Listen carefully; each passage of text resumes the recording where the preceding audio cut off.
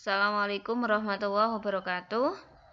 Oke, teman-teman kelas 10, kita lanjutkan pembahasan kita tentang jenis-jenis ancaman militer. Tadi sudah sempat disinggung, salah satunya adalah pemberontakan bersenjata atau gerakan separatisme yang dilakukan oleh pihak-pihak di dalam negeri untuk melawan pemerintah yang berkuasa. Tapi kebanyakan pemberontakan bersenjata ini mendapat dukungan dari luar negeri. Contohnya ada gerakan Aceh Merdeka yang sudah ditumpas oleh pemerintah Indonesia, dan sekarang Aceh sudah damai. Ada DITII, ini adalah pemberontakan untuk menjadikan Indonesia sebagai negara Islam. Lalu ada Republik Maluku Selatan di Maluku sana. Nah, ketiga organisasi pemberontakan ini sudah berhasil ditumpas, sudah tidak ada. Yang sekarang masih eksis adalah organisasi Papua Merdeka yang menginginkan Papua lepas dari wilayah NKRI. Nah, ini harus kita pelajari dan hadapi bersama. Next adalah sabotase atau merusak instalasi penting dan objek vital nasional. Negara kita punya banyak objek vital nasional seperti gedung DPR, Istana Merdeka, gedung-gedung vital lainnya. Nah, itu perlu dijaga, perlu diberikan keamanan yang super ekstra karena itu adalah objek-objek penting. Nah, jangan sampai dirusak atau disabotase oleh seseorang. Beberapa waktu lalu ada kasus kebakaran di Kejaksaan Agung di Jakarta sana. Nah, itu ada yang berspekulasi bahwa kebakaran tersebut adalah aksi sabotase, tapi belum bisa dibuktikan.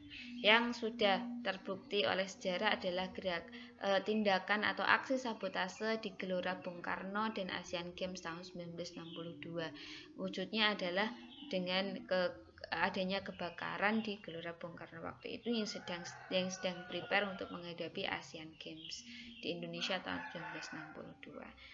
Makanya pengamanan di gedung-gedung milik pemerintah itu ekstra sekali.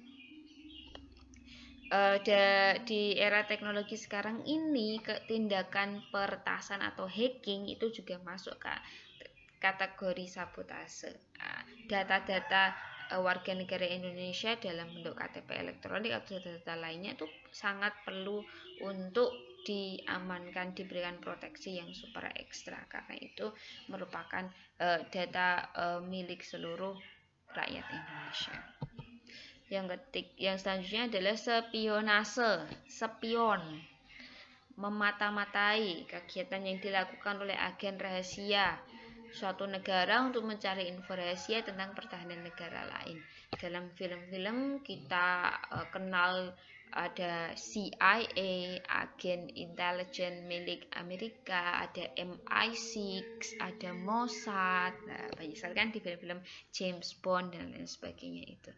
Indonesia punya Badan Intelijen Nasional atau BIN yang melakukan kegiatan intelijen atau kegiatan menghimpun info rahasia.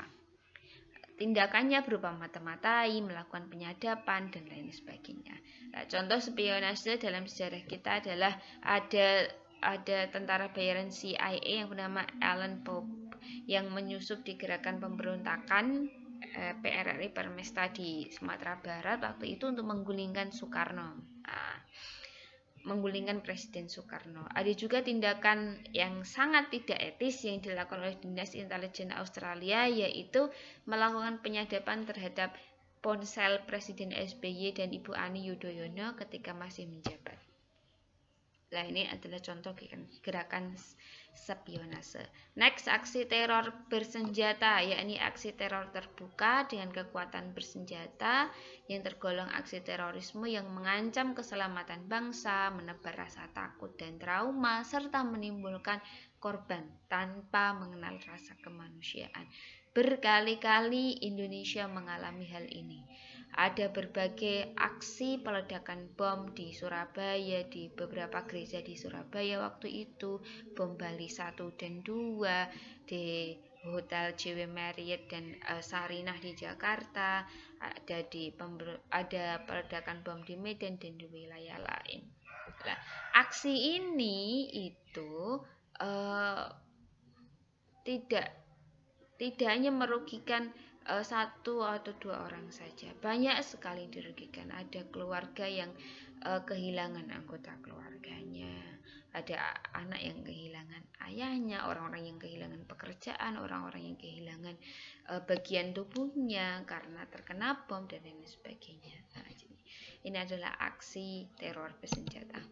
Next, ancaman keamanan laut dan udara. Kita tahu Indonesia adalah negara maritim yang luar biasa. Indonesia punya laut yang membentang luas pun dengan wilayah udaranya.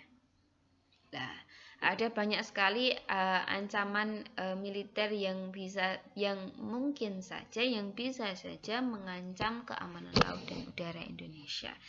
Ini yang harus dijaga. Makanya ada polisi dan TNI yang rutin melakukan patroli di wilayah-wilayah laut Indonesia dan wilayah udara juga. Contoh ancamannya adalah pembajakan kapal laut bisa, pembajakan pesawat juga bisa.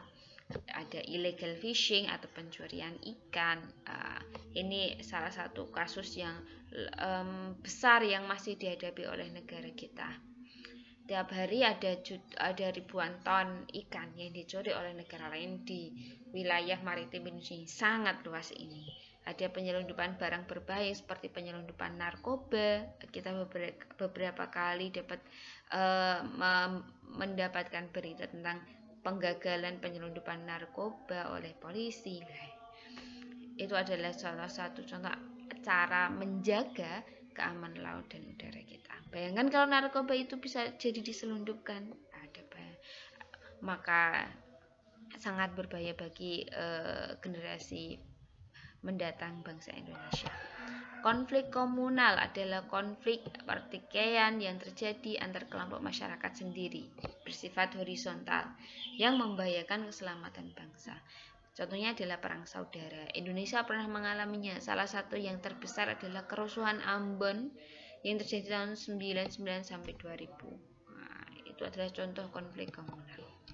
Oke, teman-teman, itulah pembelajaran kita hari ini, jenis-jenis ancaman militer. Untuk pertemuan selanjutnya kita akan mempelajari contoh atau jenis dari ancaman non-militer yang mengancam keutuhan Negara Kesatuan Republik Indonesia. Terima kasih, semoga bermanfaat. Assalamualaikum warahmatullahi wabarakatuh.